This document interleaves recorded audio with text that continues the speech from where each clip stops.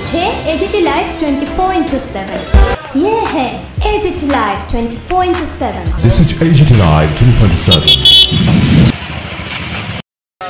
আমরা দেখি জমা দিই এই লিস্ট করে অ্যাটাচ করে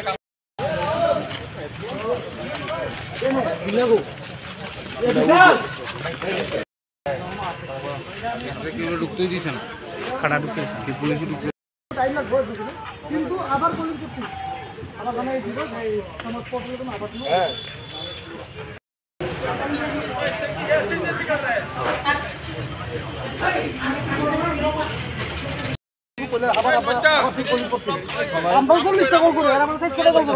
সবাই যার যার ইয়ে আছে না মানে যার যার থ্রুতে বা যার যার রেফারেন্সে যারা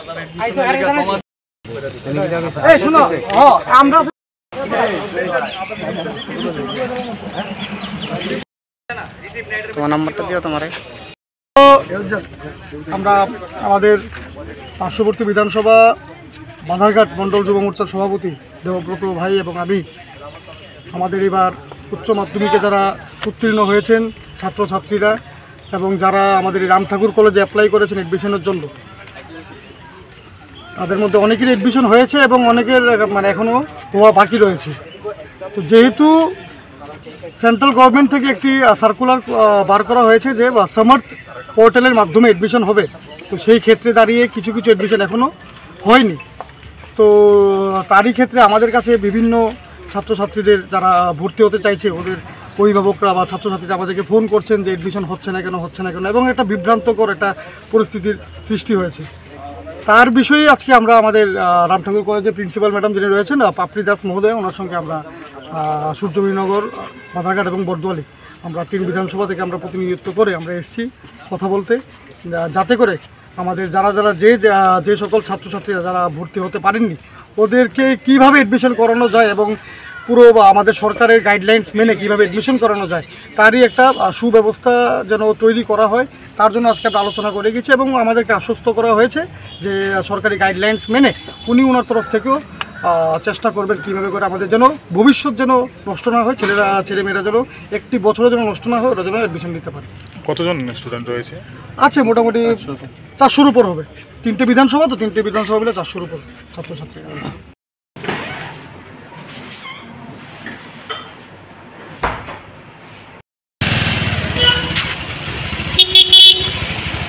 আর আউটসাইডারও ছিল, যেটা আমরা দেখেছি, যেহেতু আমাদের এই রুমে ক্যামেরা আছে, অডিও ভিডিও সব কিছুই রেকর্ডিং আছে, তো আমরা সবাই এখানে বসে দেখেছি।